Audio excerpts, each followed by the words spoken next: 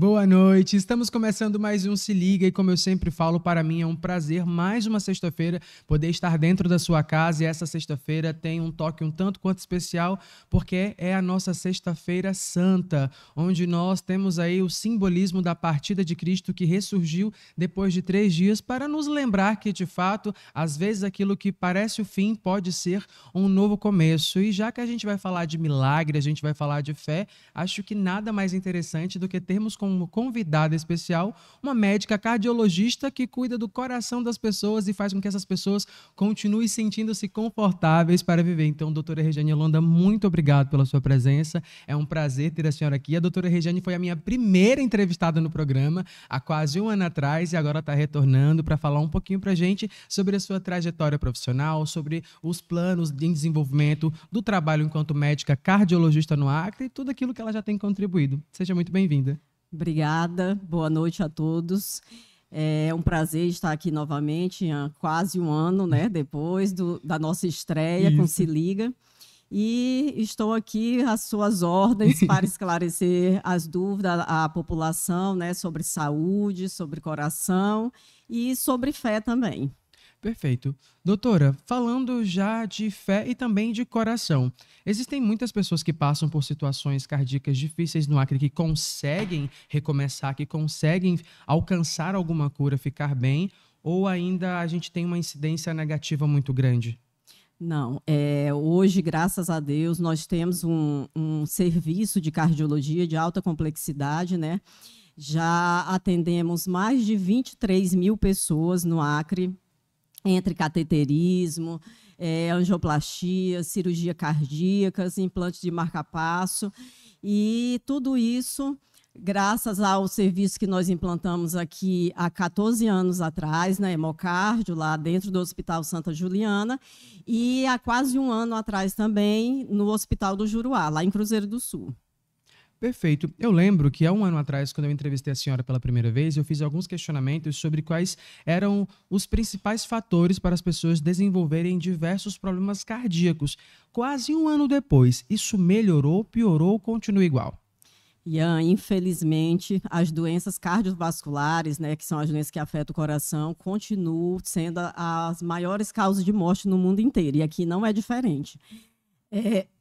Desculpa. A gente tem visto um aumento considerado dessas doenças que levam ao infarto, né? A gente vem trabalhando assim 24 horas, todos os dias da semana, e os números de doenças cardiovasculares cada vez maiores.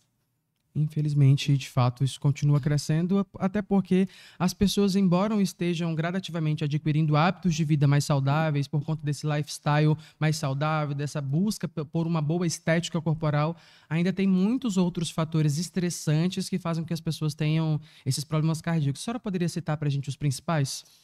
Entre os principais, nós temos a hipertensão arterial, que inclusive na próxima semana, dia 26, é o Dia Nacional de Prevenção da Hipertensão, que vem aumentando cada dia mais, e ela é responsável por 45% das doenças do coração.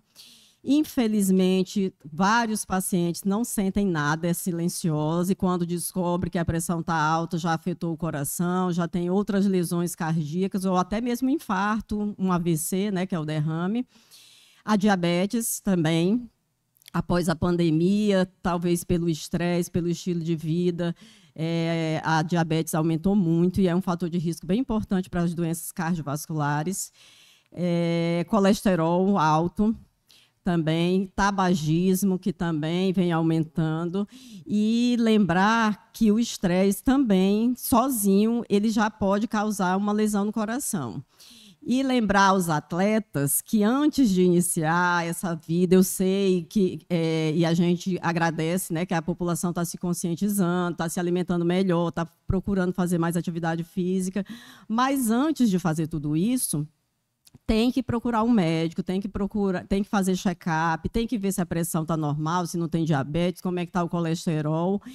E outra coisa muito importante é o uso de anabolizantes, né? Que está mais do que comprovado que afeta o coração. Mas é o uso de anabolizantes de forma indiscriminada, sem orientação médica. Sim, de forma indiscriminada. Se a pessoa decide usar, tem que procurar o médico, tem que fazer exames e usar de acordo com o que o médico orientar, né? Perfeito.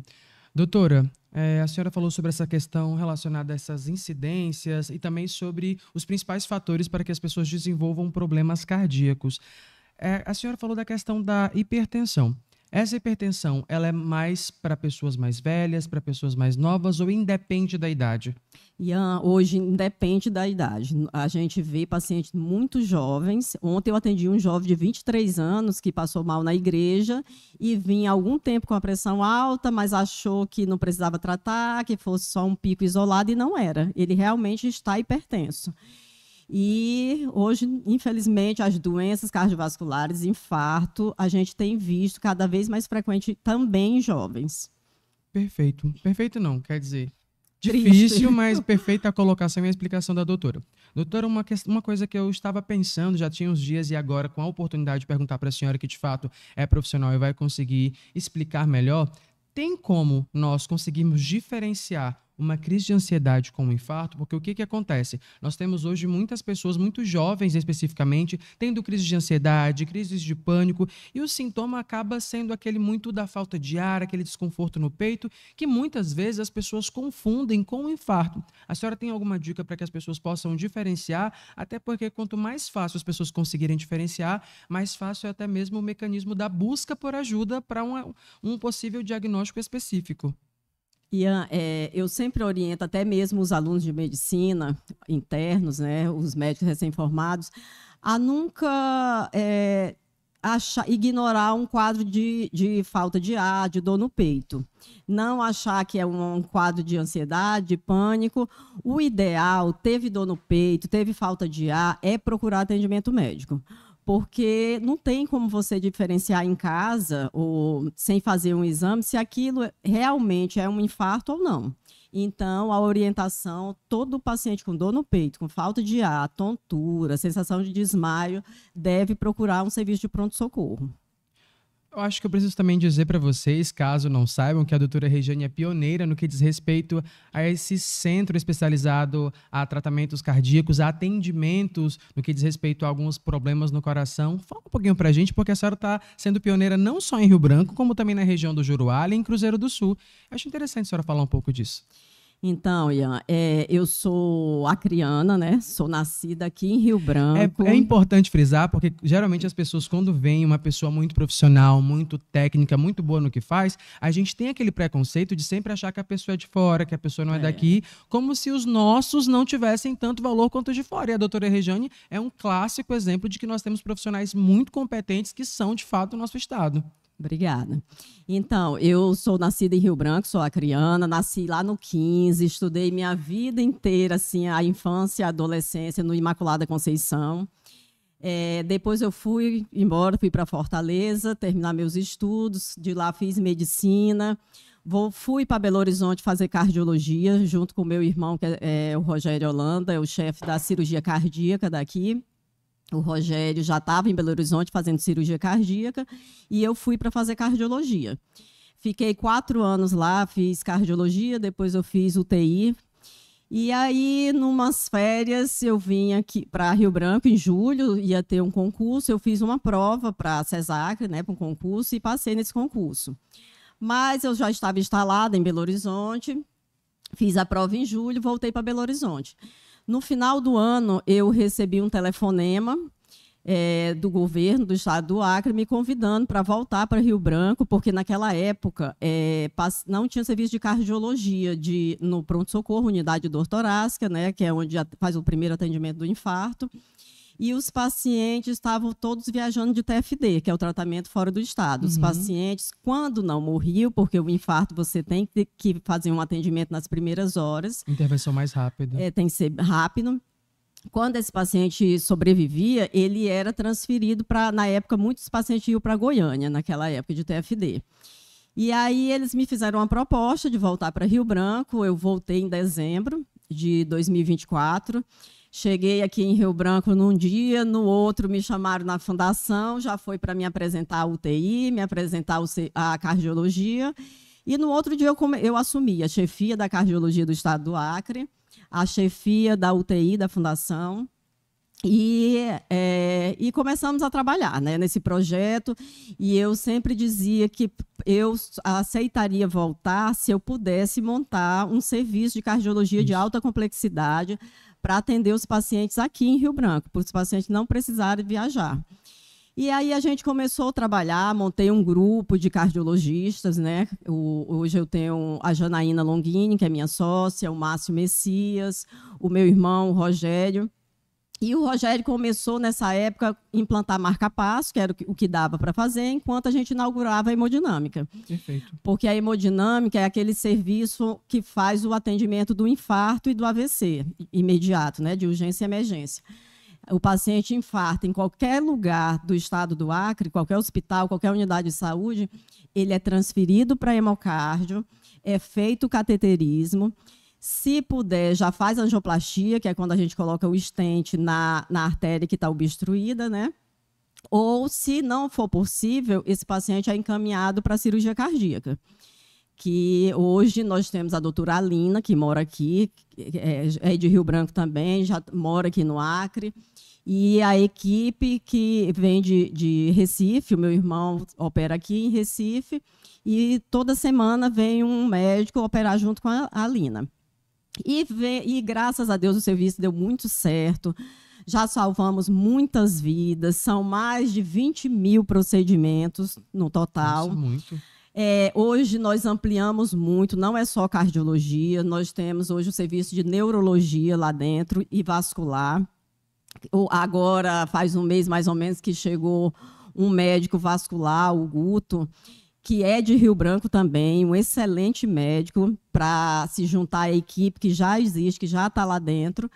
Então, o serviço vem só ampliando. E vendo a incidência lá no Juruá, pela dificuldade para chegar em Rio Branco, o tempo também, que é muito longe, né? E a gente estava percebendo, Ian, que os pacientes, estava acontecendo a mesma coisa. Ou o paciente falecia porque tinha que ser atendido imediatamente, ou já chegava aqui com sequelas, que é a insuficiência cardíaca, que aí a gente ia tratar a sequela do paciente. Certo. E vendo tudo isso, o governo do estado do Acre, o governador Gladys Cameli, que eu quero agradecer, o secretário de Saúde, Pedro Pascoal. Perfeito. A gente participou de uma licitação e, em julho do ano passado, montamos, né, a hemodinâmica lá também. E, graças a Deus, também salvando muitas vidas. Já são mais de 500 procedimentos lá, só lá no Juruá, atendendo toda a região do Juruá. Né? Um ano, mais ou menos. Menos de um ano, né? Foi em julho do ano passado. Eu me recordo. E assim, a nossa intenção é ampliar, é cuidar das pessoas, é salvar mais vidas. E a novidade agora... Em primeira mão, é que nós vamos também, se Deus quiser, ainda esse semestre, também com o apoio do governador Gladys Cameli, do secretário de Saúde Pedro Pascoal, a Ana Cristina, a subsecretária, nós já estamos vendo para começar o atendimento no Hospital do Alto Acre, lá em Brasileia. Que legal. Que também é um hospital muito grande, muito estruturado, que atende 4 municípios, né, lá no Alto Acre, Assis Brasil, Brasileia, Epitaciolândia e Chapuri. E apesar de não ser tão distante como o Juruá, mas é como eu falei, infarto não dá para esperar. Precisa de um atendimento quase que imediato. Precisa de um atendimento rápido. Então, se Deus quiser, daqui uns dias vamos começar o atendimento ambulatorial lá em Brasileia, com cardiologista lá fixo no hospital também. Perfeito. Agora eu gostaria de deixar vocês com uma matéria especial que eu fui gravar lá no Ceasa, porque ainda não acabou de fato a Semana Santa e você pode aproveitar este final de semana fazendo algum tipo de prato típico utilizando peixes da nossa região. Se liga.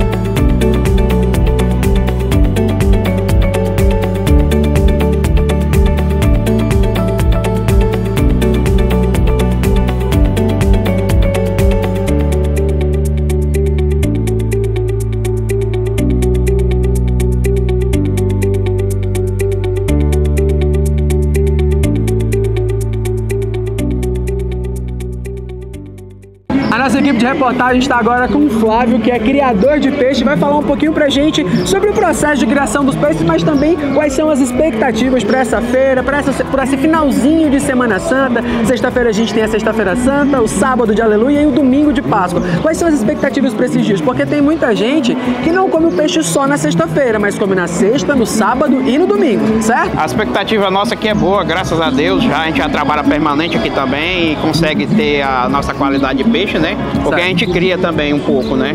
Mas a gente compra também de fora. Compra daqui da nossa região, a gente consegue comprar bem um pouco de fora também.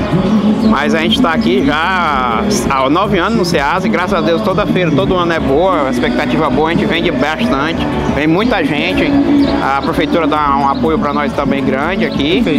Aí a gente está aqui na expectativa total e trabalhando já bem dizer dia e noite. Flávio, fala pra gente qual é o peixe mais procurado pra cá. E pra qual prato? É peixe assado, é muqueca, é aquele cozidão de tambaqui, o que que é? A nossa peixaria aqui ela atende com filé, né, do peixe de couro, mas o pessoal procura muito a muqueca, mas o cargo-chefe mesmo é o tambaqui, né? Certo. E o nosso tambaqui sem espinha é muito procurado já, porque a gente já tem muitos anos aqui, né? Tambaqui sem espinha, então vocês tiram e já vendem direto pra vender, já vende direto, já prontinho, é só chegar em casa, só jogar na panela com os temperos e passar pra dentro depois. Já. Aí o pessoal fica louco atrás. Então o carro-chefe de vocês é o tambaqui sem espinha? É o tambaqui sem espinha. Vocês vendem também frutos do mar como camarão, outras coisas, ou só peixe? Não, o camarão, vem o camarão salgado, fresco, né? A gente tava com caranguejo, mas já acabou, não conseguimos retornar o estoque. E o filé da tilápia também vem também. Flávio, por último, para quem está assistindo você agora nessa sexta-feira, vai ter ainda a barraca do Flávio aqui no sábado e no domingo ou não vai ter? Vai ter, nós estamos permanente aqui, nós trabalhamos dia e noite, bem dizer, na Ceasa de segunda a segunda. A gente vai ficar o sábado, domingo, segunda-feira, feriadão, a gente vai estar aqui até meio-dia de novo. Então é isso, se você ainda quiser comer um peixe neste final de semana, vem aqui na barraca do Flávio, se liga!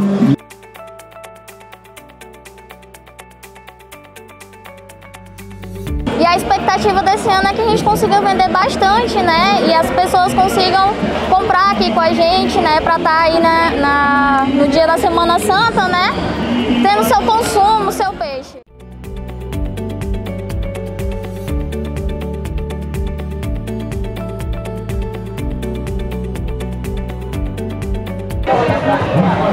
Ah, eu já ia me esquecendo. Mãe, já comprei o peixe, a gente vai manter a tradição de mais um domingo eu ir para casa da senhora e do pai para a gente cozinhar e comer em família, porque domingo é dia de Páscoa e domingo é dia de estar perto da nossa família para celebrarmos a ressurreição de Cristo.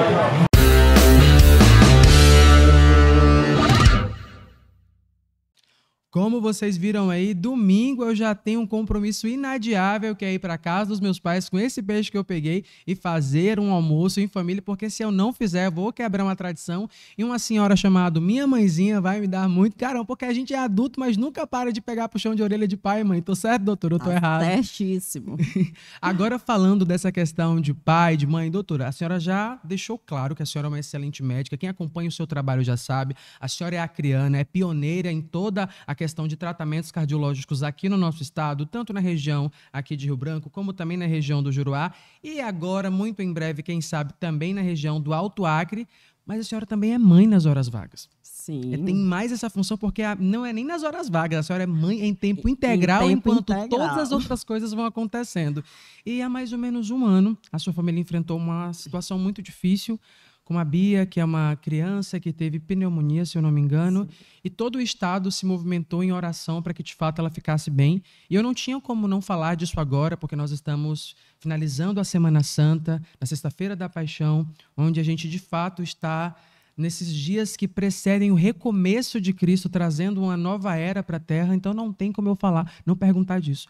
Um ano depois de toda a situação, como que está a Bia e como que foi essa questão da fé para a senhora e para a sua família, de todas as orações que foram colocadas em cima de vocês durante esse período? Então, Ian, a Beatriz, graças a Deus, está muito bem, está recuperada, de alta, após um ano de tratamento.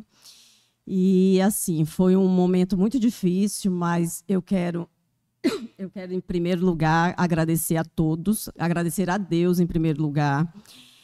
Eu, como médica, pude ter certeza que a minha filha foi um milagre.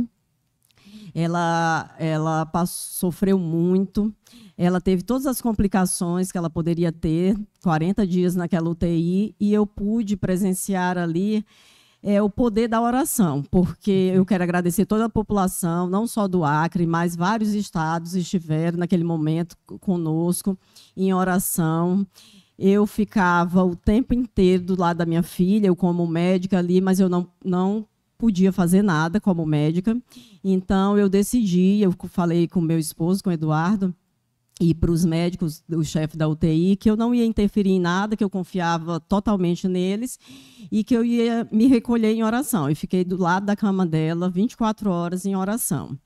Quero agradecer muito aqui o Frei Renan, porque ele esteve comigo em oração também, incansável. Teve um momento que minha filha piorou muito em São Paulo e o médico disse que não tinha mais o que fazer por ela. E na hora que eu terminei de conversar com o médico, o Frei Renan me ligou e falou: Rejane, como é que está a nossa Beatriz? Eu falei: Frei Renan, eu acho que não tem mais jeito. Eu acho que eu falei alguma coisa assim. E ele falou: nunca mais repita isso, nós não vamos perder a Beatriz. Era finalzinho da tarde. Ele disse: peça para uma quinta-feira, peça para todo mundo ir para a igreja, para São Peregrino, nós vamos fazer a missa toda para Beatriz.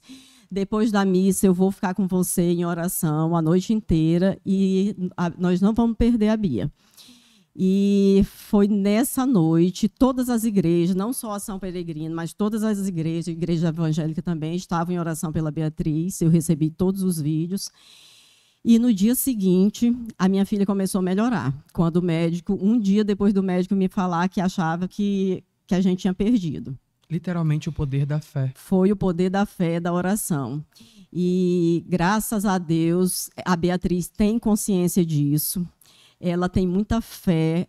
Tudo que ela vai fazer, quando ela tem prova, tudo ela fala: mamãe, você está rezando? Mamãe, você já rezou? Se ela vê uma pessoa doente, ela pede para eu rezar pela pessoa. Ela é muito temente a Deus. Isso realmente mudou a nossa vida. Eu já era católica, sempre fui católica, nasci numa família católica, estudei em colégio de freira minha vida inteira, mas, com certeza, eu sei que Deus tinha um propósito para a minha vida com a doença da minha filha. As pessoas me perguntam como que eu aguentei aquele sofrimento, aquela dor da Beatriz, e como que eu aguentava ficar acordada o tempo inteiro do lado dela. Hoje eu não sei, aliás, eu sei que era Deus me sustentando. Porque eu não tinha cansaço, eu não tinha vontade de dormir, eu não sentia fome, eu não sentia nada, eu só queria rezar, rezar e rezar pela minha filha. E, graças a Deus, para a honra e glória do Senhor Jesus, Deus ouviu as nossas orações, ouviu o clamor do povo, do seu povo, e minha filha foi curada e está bem. A senhora falou que não sabe como foi que a senhora aguentou passar todas essas noites. Eu sei, mãe. Mãe. E Deus em primeiro lugar. Acho que a nível físico é mãe e a nível espiritual Deus, porque o que uma mãe não consegue por um filho, ninguém mais consegue. É verdade. A exemplo, a gente tem o dia de hoje, do que é celebrado hoje, a dor que uma mãe sentiu para 2 dias depois, Maria estar lá, podendo de fato ver que seu filho ressurgiu. Eu acho que não tem como a gente não focar muito nesse assunto, a gente não falar de fé, a gente não falar da ressurreição de Cristo. Como eu já comentei há pouco, às vezes o que parece ser o fim, na verdade, é uma oportunidade para um novo começo, que de fato é aquilo que a Páscoa traz para a gente. O que a gente pode achar que veio para nos destruir, na verdade veio para fazer com que a gente renasça de uma forma que a gente já tinha que ter renascido desde muito tempo. Sim, com certeza. A senhora também falou recentemente de mais um episódio. A gente estava conversando aqui nos bastidores e a doutora Rejane falou de mais um episódio onde os filhos dela testaram o coração dela. Pense numa mulher onde o coração é testado pelos filhos anualmente. Sim. A senhora falou que recentemente, vou chamar de Dudu Júnior, na verdade é o Eduardo também, seu filho, teve uma situação que de fato fez com que a senhora, Jesus, não faz eu passar por isso. A senhora quer falar pra gente sobre isso? Falo, sim. Há um mês atrás, no dia 9 de março, eu estava num atendimento em Brasileia com o Eduardo, um atendimento de oftalmologia que eu estava acompanhando. E no domingo de manhã cedo, meu filho me ligou, meu filho Eduardo, que na época tinha 14 anos, agora ele acabou de fazer 15, me ligou dizendo que tinha acordado com muita dor no peito e falta de ar. Como eu acabei de falar que infarto não tem idade, que todos os pacientes a gente deve considerar e examinar e fazer exame, eu pedi para minha mãe e meu sócio, Márcio Messias, levar meu filho para o pronto atendimento da Unimed.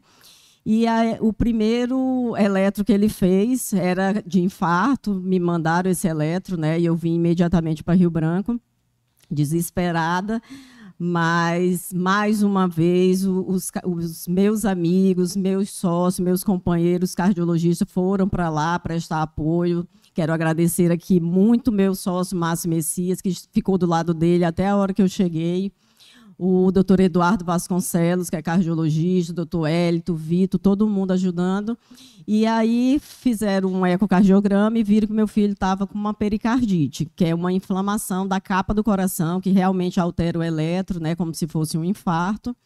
Mas foi uma inflamação no pericárdio, uma pericardite. O tratamento, ele foi indicado tratamento de 3 a 6 meses, dependendo se entra no músculo do coração ou não, porque o paciente pode ter arritmia, tem que ficar em repouso. E, mais uma vez, eu já estava fazendo a quaresma com o Frei Renan, com o Frei Gilson, desde a quarta-feira de cinzas, né? Hoje, 3h30 da manhã, a gente encerrou a quaresma lá na São Peregrino, com o Frei Renan. Estivemos lá de 3h30 da manhã até 7 horas em oração.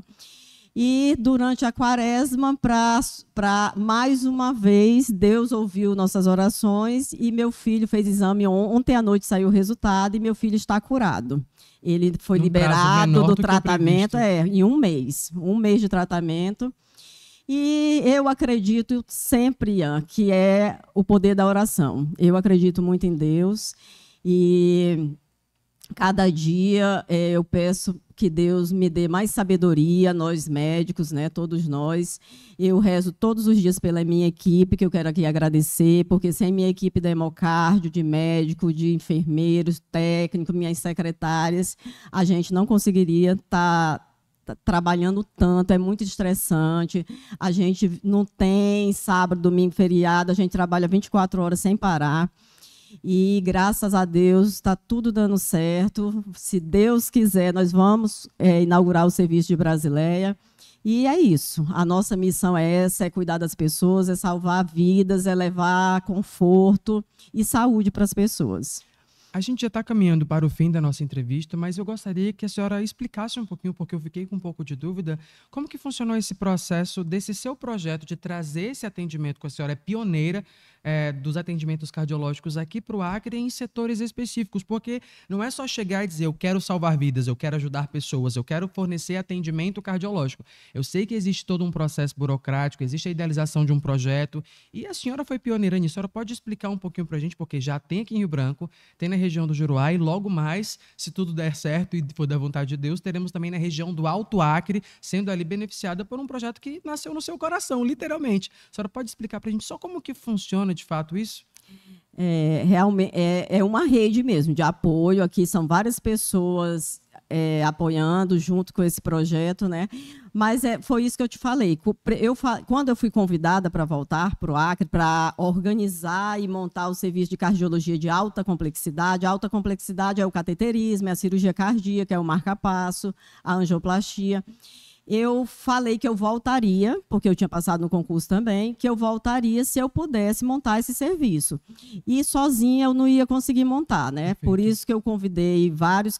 na época, nós fizemos uma reunião com todos os cardiologistas e quem aceitou está junto comigo até hoje, que é o meu irmão, que veio com a cirurgia cardíaca também. Depois a Alina chegou para morar aqui em Rio Branco e está morando aqui também. E a gente precisava de um apoio, porque esse paciente, o primeiro atendimento dele é feito no pronto-socorro, ou na Unimed, ou no UERB, que geralmente, eu acho que 90% dos casos entram pelo pronto-socorro. Então, a gente primeiro precisava inaugurar a unidade de dor torácica, que é o local onde o o cardiologista fica e o paciente com infarto. Então, esse paciente chega lá, tem que treinar pronto-socorro, UPA. Hoje, o paciente chega na UPA, ele faz o eletro, né? E se tiver alguma alteração, o SAMU leva para o pronto-socorro. Do pronto-socorro, ele vai fazer o cateterismo. Então, a gente precisava de toda essa rede de apoio. Perfeito. Depois que fizemos tudo isso, que inaugurou a unidade de dor torácica, os ambulatórios da Fundação, né, o ambulatório de cardiologia é feito na Fundação, que aí a gente faz a consulta pré e pós o infarto ou pós-cirurgia cardíaca, esse paciente volta para a Fundação. E de lá, se for infarto, lá do pronto-socorro, ele vai para o hemocárdio, faz o cateterismo, se for um AVC, faz a arteriografia. E, dependendo do resultado do cateterismo e da arteriografia, aí é que a gente classifica se o paciente precisa de cirurgia, se esse paciente pode colocar um stent, que é uma molinha que põe lá onde está obstruído, e depois dá continuidade nos consultórios, consultório, ambulatório. E vendo as doenças aumentando cada dia mais, a população dos municípios sem conseguir chegar aqui a tempo, aí foi que a gente fez a sugestão para o governador e ele apoiou imediatamente para inaugurar o serviço lá no Juruá e agora, mais recente, a ideia de inaugurar no Alto Acre também, lá no Hospital de Brasileia. A gente senta literalmente para aprender por conta de todo o conhecimento, todo o conteúdo técnico que a senhora traz e traz de uma forma humana, traz de uma forma simples de entender. Eu espero que dê certo, de fato, esse centro de apoio ali na região do Alto Acre. Convide a nossa equipe para que a gente esteja lá, porque vai ser um prazer a gente poder acompanhar mais um passo no que diz respeito a cuidado e saúde pública no nosso estado, e as portas do nosso programa sempre estarão mais que abertas para a senhora. Obrigada, Ian. Eu que agradeço pela oportunidade mais uma vez. E estamos sempre à disposição para falar de saúde, para orientar a população. E eu quero desejar uma feliz Páscoa, né, a todas as famílias, a todas as pessoas. Domingo, nós temos o Alvorecer, que vamos sair 3h30 da manhã da São Peregrino, lá para a Concha Acústica, amanhecer o dia lá em oração. E tem também a Missa da Páscoa, de 8 horas da manhã. Então, convidar todas as pessoas, todas as famílias para participar desse momento, né? E que Deus abençoe todos nós. Muito obrigado. Como eu sempre falo, se for aproveitar a sexta-feira, aproveite com responsabilidade. Se liga, a gente se vê na próxima semana.